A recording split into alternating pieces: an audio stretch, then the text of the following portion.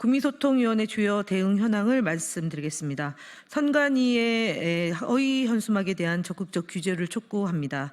우리 소통위원회에서는 선관위에 국민의힘이 개첩한 산림 헬기 예산 관련 허위 조작 현수막에 대해 철거 등의 조치를 요구했으나 후보자에 대한 사실이 아니고 당선되지 못하게 할 목적이 아니라는 이유로 철거가 어렵다는 답변을 받았습니다. 하지만 해당 현수막은 명백한 허위 사실일 뿐만 아니라 민주당 명칭을 적시하여 민주당 후보를 암시하고 있습니다.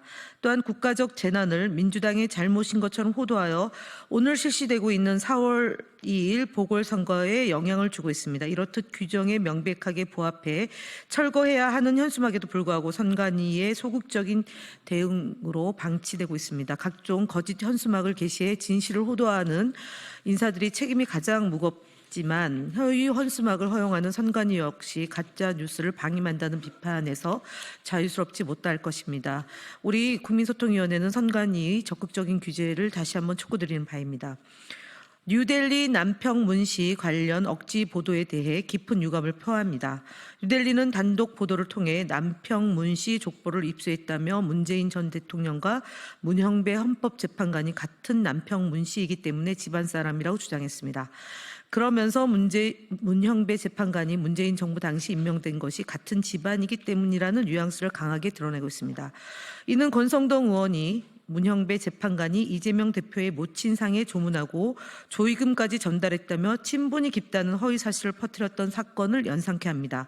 이번에도 족보까지 끌어와 집안 사람이라 고위직을 받았다는 식의 억지 보도를 하고 있습니다. 현재 대한민국 남평 문시는 44만 명입니다. 이 논리대로라면 이들 모두는 고위직에 오르면 안 된다는 말입니까? 단지 같은 성실한 이유만으로 억지로 사적 인연을 만들어내고 정당한 인사권 행사마저 왜곡되는 것은 매우 위험한 접근 방식입니다.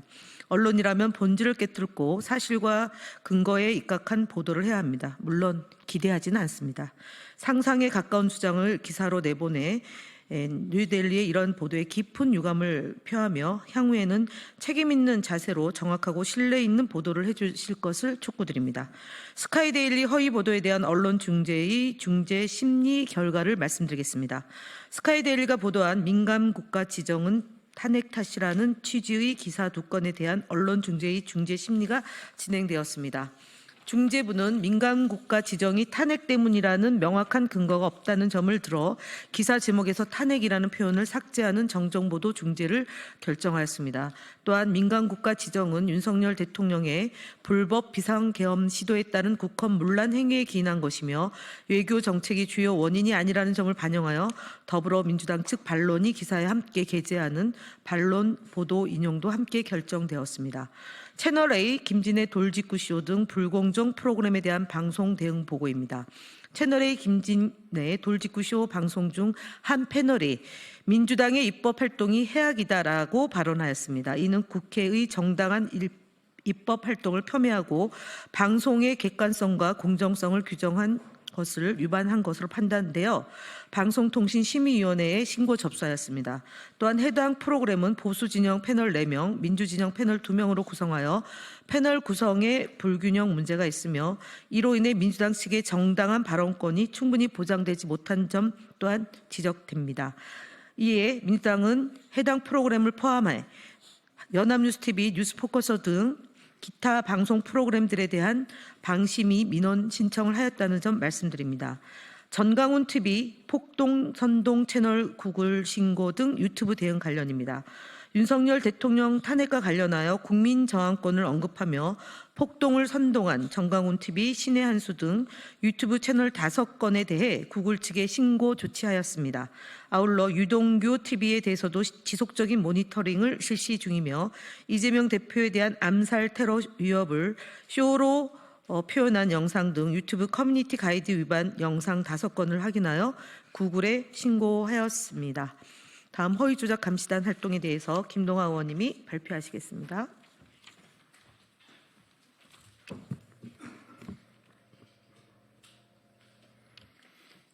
네, 허위조작 감시단 주요 대응 현황 보고드리겠습니다. 먼저 백혜련 의원 계란 테러 사건을 민주당의 자작극으로 왜곡하여 유포한 허위 게시글 73건을 정보통신망법 3 명예훼손 혐의로 고발합니다. 지난 3월 20일 오전 헌재 앞에서 진행된 윤석열 파면 촉구 기자회견 도중 백혜련 의원 얼굴에 계란을 투척한 테러 사건이 발생했습니다. 그러나 일부 극우 성향 커뮤니티를 중심으로 민주당 계란쇼, 탄핵 찬성 민주당 지지자가 던진 백혜련의 저질 연기, 자작극을 안 하면 좌파가 아님과 같은 허위 사실이 집중 유포되었습니다. 이처럼 명백한 테러 행위를 자작극으로 몰아가는 것은 사건의 본질을 왜곡하고 폭력에 대한 사회적 경각심을 무디게 하는 악질적인 행위입니다. 어떤 경우에도 폭력은 정당화될 수 없는 범죄이며 이를 자의적으로 축소, 왜곡하고 피해자의 명예를 훼손하는 것 역시 중대한 범죄입니다. 현재 해당 사건은 종로 경찰서 형사과를 중심으로 피의자 특정을 위한 수사가 진행 중이기도 합니다. 이처럼 수사가 진행 중인 사안에 악의적인 허위 사실을 생성 유포하는 자들에게는 끝까지 책임을 물어 반드시 발본색원할 것입니다. 다음으로 당대표 살해협박 게시글 작성자를 형법상 협박, 존속협박 혐의로 고발합니다. 해당 작성자는 나도 제명이 모가지에 칼 쑤시고 싶지만 무조건 참는다. 오늘도 잘 참고 대견해 라는 살해 협박글을 게시했다가 삭제하였습니다. 그러나 허위 조작 감시단은 해당 게시글 캡처본과 관련 증거를 이미 확보했습니다. 피청구인 윤석열에 대한 탄핵 심판 선고가 임박한 가운데 정치인과 사법부를 향한 위협과 폭력은 단순한 감정 표현을 넘어 실제 선제적 위험으로 이어질 수 있는 심각한 범죄입니다. 특히 살해 협박은 개인의 생명과 안전을 위협할 뿐만 아니라 사회 전체의 공포와 불안을 조성하고 모방 범죄를 유발할 수 있는 중대한 범죄입니다. 이러한 범죄 행위에 대해 결코 좌시하지 않을 것이며 작성자에게는 어떠한 선처도 없이 강력한 법적 책임을 묻겠습니다. 마지막으로 민주당이 중국 또는 간첩에게 사주해 산불을 일으켰다는 음모론 게시글 16건에 대해 정보통신망법상 명예훼손 혐의로 고발합니다. 해당 주장은 대형 산불로 삶의 터전을 잃고 극심한 고통을 겪고 있는 이재민들과 유가족을 모욕하고 참사를 정치적으로 악용한 명백한 허위사실입니다.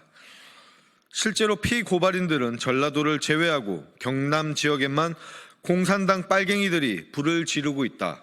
민주당과 중국, 북한 고정간첩 좌파가 불을 지르고 다닌다는 등 극단적이고 허위적인 주장을 대대적으로 유포하였습니다.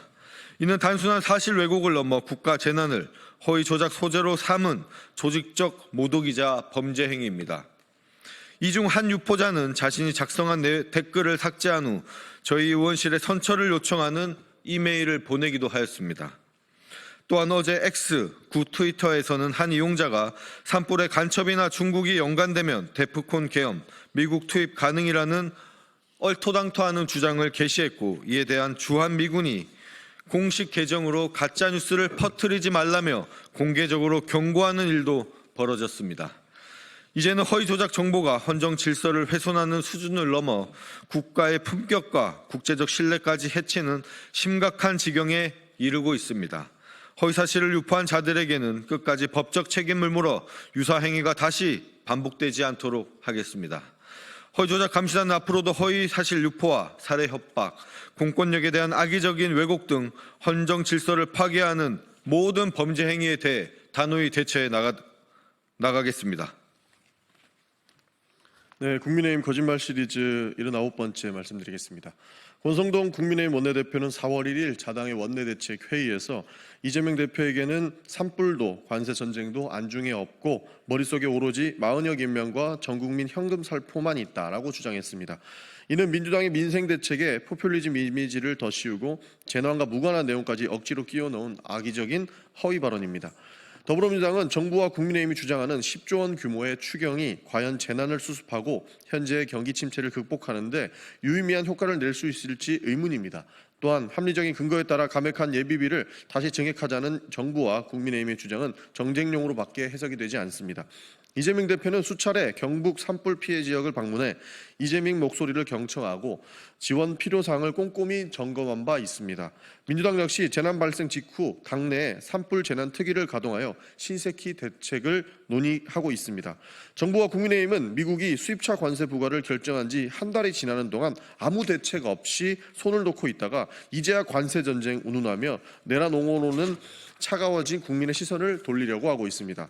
미국의 상호 관세 논란과 재해 대책에 머리를 맞대야 한다면서 한덕수 총리는 이재명 대표의 회동 요청에 어떠한 답변조차 하지 않는 것입니까?